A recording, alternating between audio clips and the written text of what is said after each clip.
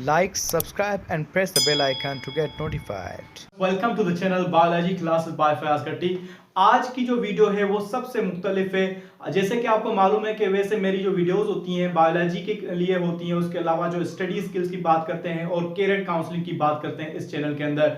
तो आज हम बात करेंगे स्पेशली ऐसी वीडियो, ऐसा टॉपिक हम जो है बात करने जा रहे हैं जो पूरी दुनिया के अंदर जो भी हो, स्टूडेंट हो चाहे कोई भी किसी जॉब का एप्लीकेंट हो, यूनिवर्सिटी का स्टूडेंट हो या जो कॉलेज का स्टूडेंट हो, स्कूल का स्टूडेंट हो, किसी भी लेवल का स्टूडेंट हो या यूं कह दें कि एजुकेटेड बंदे जो भी हैं उसके लिए ये टॉपिक बहुत ही इंतहाई जरूरी है, बहुत ही इंपॉर्टेंट है कि किस तरह से हम जो है वन पेपर एमसीक्यूज जो है सोल्व कर सकते हैं। आपको पता है कि दुनिया के अंदर जो भी टेस्ट होती हैं वो एक पेपर की होती हैं। तकरीबन जो टेस्ट ली जाती हैं वो एक पेपर पे कंसिडर करती हैं। एमसीक्यूज पेपर आता है, उसमें से आपको जो है ना टेस्ट किया जाता है और उसकी जो आधार पे जो है आपको कोई जॉब मिलती है, कोई सिलेक्शन होती है किसी यूनिवर्सिटी के अंदर वगैरह वगैरह। तो आज हम उस पर ही बात करेंगे, वन हाउ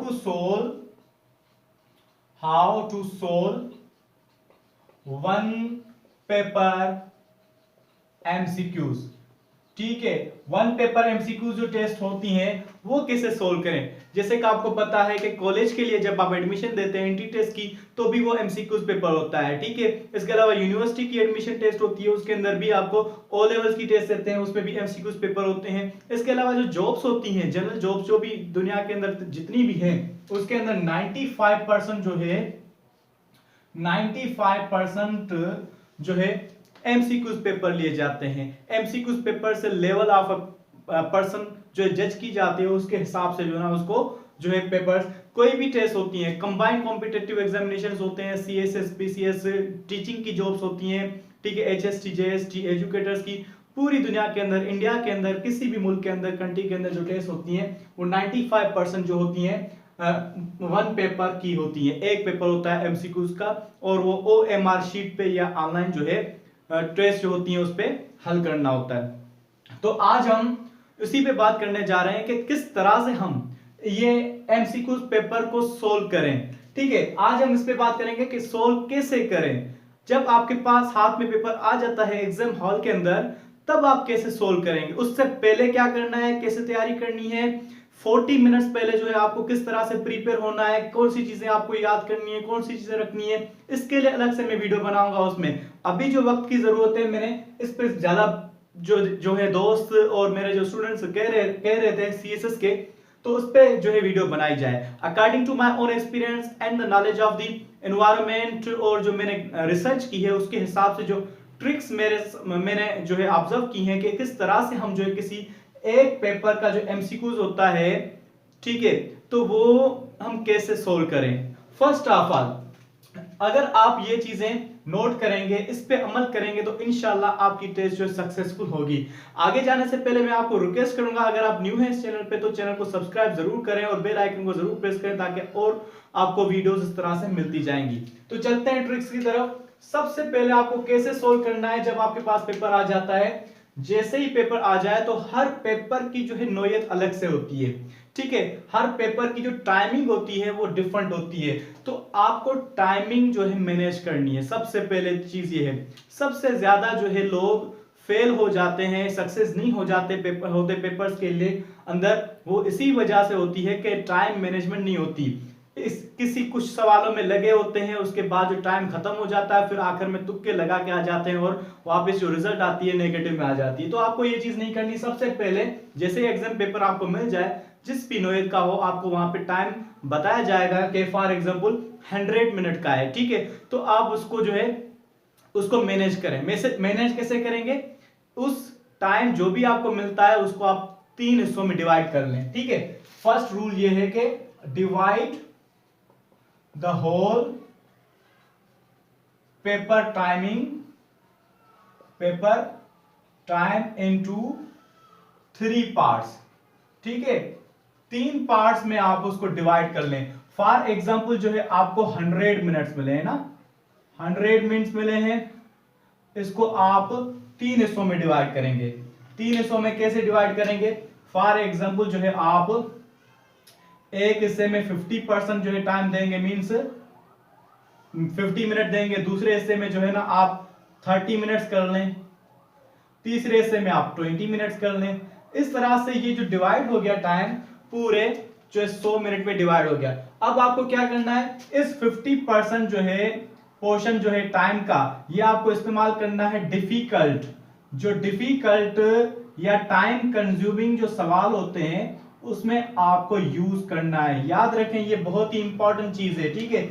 आपको इसी में टाइम लगाना है, जैसे कि कौन से मैथमेटिक्स हो गए, मैथ्स के सवाल जो होते हैं सीरीज वाले हो जाते हैं, ठीक है, एनालॉजीज वाले हो जाते हैं। इस तरह के जो सवाल होते हैं जो टाइम कंज्यूमिंग होते हैं उसके लिए आप 50% टाइम दे दें। बाकी 30 मिनट उनके लिए जिनके आप कुछ जो आंसर आते हैं, आंसर्स दैट यू नो, ठीक है, आंसर्स दैट यू नो, जो आपको आंसर आ रहे हैं, ठीक है, उनके लिए आप ये 30 मिनट जो है आप उसको सोच के आंसर करें। उसके बाद 20 मिनट जो है आपको वो उसके लिए टाइम बचाना जिसको आपको बिल्कुल आंसर नहीं आ रहा। ऐसे होता है हर टेस्ट के अंदर, कुछ सवाल तो ऐसे जरूर होते हैं जिसमें जो है आपको उसके आंसर्स बिल्कुल नहीं आ रहे होते हैं, ठीक है। For those questions that you totally don't know, okay, जिनके जो है आंसर्स आपको बिल्कुल भी नहीं आ रहे हो, ठीक है, उनके लिए अलग से टाइम रख लें। सबसे पहले तो आपने ये टाइम मैनेजमेंट कर ली, ठीक है। उसके बाद अब आते हैं पेपर को किस तरह से सोल्व करें। अब पेपर सोल्व करने के लिए ये है, बाज़ औक़ात मैं आपको ये बताते जा रहा हूं कि किस मिस्टेक्स करते हैं, सबसे ज्यादा बड़ी मिस्टेक्स करते हैं, ठीक है। हम ये करते हैं कि फर्स्ट से एमसीक्यूज जो है ना स्टार्ट कर लेते हैं, फर्स्ट नंबर थे 1 नंबर किया, दूसरा किया, तीसरा किया, चौथा करना, ठीक है। इस तरह से ये सबसे बड़ी जो है गलती होती है। सबसे बड़ी जो गलती होती है ये होती है कि हम सीरीज से चलते हैं कि भाई हमसे 1 से ही स्टार्ट करेंगे वगैरह। भाई कहीं पे भी ये नहीं लिखा होता कि आप जो है फर्स्ट से लिखें, फर्स्ट क्वेश्चन से आप जो ना आंसर करना शुरू करें, ठीक है, या लास्ट से करें, बीच में से ना करें, ये कहीं पे भी नहीं लिखा होता। आप ऐसा क्या करें, ये चीजें 2 नंबर ट्रिक ये है कि आपको जो पोर्शन इजी लग रहा हो वहां से स्टार्ट करें। ऐसे नहीं कि 1 2 3 से स्टार्ट करें। जो पोर्शन आप समझते हैं कि इसमें आप कॉन्फिडेंट है, आपकी प्रिपरेशन अच्छी हुई है, ठीक है, और आप उसको कर सकते हैं, इजी है आपके लिए। फॉर एग्जाम्पल आपको फिजिक्स अच्छा लगता है, फॉर एग्जाम्पल आपको सोशल स्टडीज अच्छा लगता है, फॉर एग्जाम्पल आपको कंप्यूटर साइंस अच्छा लगता है, फॉर एग्जाम्पल आपको जो है ना बायोलॉजी आपको अच्छा लगता है, तो आप उसी पोर्शन से स्टार्ट करें। Start from the portion that you feel easy, ठीक है। जिस पेपर में जो ना आप जिस पोर्शन में आप इजी फील करते हैं उसमें से स्टार्ट करते हैं। अब इसकी वजह क्या है, why to solve that part of the question paper के आपको जो ना anyhow ये करना है। इससे होता ये कि 2 वजह हैं। एक तो वजह ये है कि आपकी जो ना प्रैक्टिस हो जाएगी उस पेपर में, जो ना न्यू हाउ हो जाएगी कि किस लेवल का जो है क्वेश्चन पेपर है, ठीक है, और आपकी प्रैक्टिस हो जाएगी। दूसरी बात यह है कि जब आप ज्यादा से ज्यादा आप जो है ना वो क्वेश्चंस कर लेते हैं जो आपको आ रहे हैं, ठीक है, तो आपको क्या होता है, आपके पास कॉन्फिडेंस बढ़ जाता है, आपको ये दिमाग में आ जाता है कि वाकई मैंने इतने जो है ना क्वेश्चन सही कर लिए हैं, so it is not to worry about, ठीक है, अब मैं दूसरे भी कर लूंगा इंशाल्लाह। तो इस तरह से 2 चीजें होती हैं, ऐसा करने से आपको कॉन्फिडेंस बूस्ट अप हो जाता है और आप वार्म अप हो जाते हैं। देखें कोई भी गेम हम खेलते हैं ना, जब अगर हम वार्म अप होते हैं तो इजीली हम जो है कर लेते हैं। क्रिकेटर्स जो होते हैं वो ज्यादातर जो है ना वार्म अप करते हैं क्रिकेट से पहले। ऐसे नहीं होता कि डायरेक्ट आगे तो फील्ड में फील्डिंग स्टार्ट कर ली वगैरह, इस तरह से नहीं होता।